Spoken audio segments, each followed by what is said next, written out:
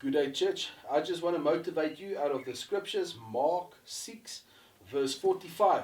And it reads, Immediately he made his disciples get into the boat and go before him to the other side, to Bethsaida, while he dismissed the crowd. And after he had taken leave of them, he went up onto the mountain and prayed. And when evening came, the boat was out on the sea, and he was along on the land, and he saw that they were making the way head full painfully, for the wind was against them. And about the fourth watch of the night he came to them, walking on the sea.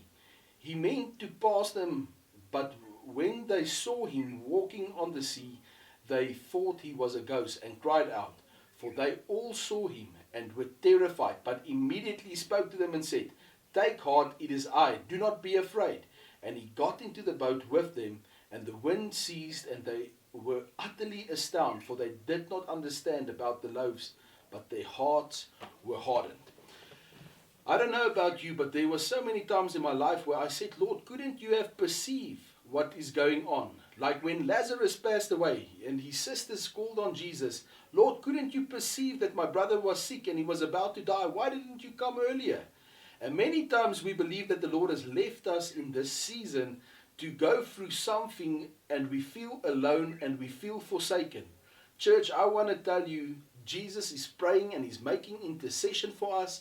And in this season, he is allowing you to go. He's putting you out in the water. He's allowing you to get into your boat and to be on this ocean. And even though the water is rocking us forward and backwards, and we might experience a bit of frustration or feel, Lord, you've abandoned us, we need to reassure our hearts, but that we walk by faith and not by sight. That Christ will never put you into something that he won't allow you to overcome. The word has promised he'll never test you above your ability. So I want to assure you, church, this is the season for you to overcome the waves in your life and to recognize that it's not only Jesus that's praying for you, that as you are going through this season, that Christ will come and meet you in the midst of the circumstances. Allow your heart to be encouraged by the fact that you know that your Lord is your Savior.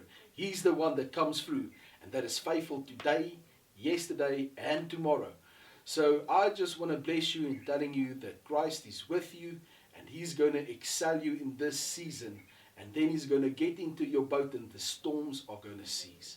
Father, thank you, Lord, that in this season we can lean back in you and understand that you are with us, even though we feel a bit insecure and we feel that like we will fail. Lord, thanks that we serve a mighty God that's not able to fail. Lord, I bless each and every of the individuals hearing this word. May you establish them and give them peace in Jesus' mighty name.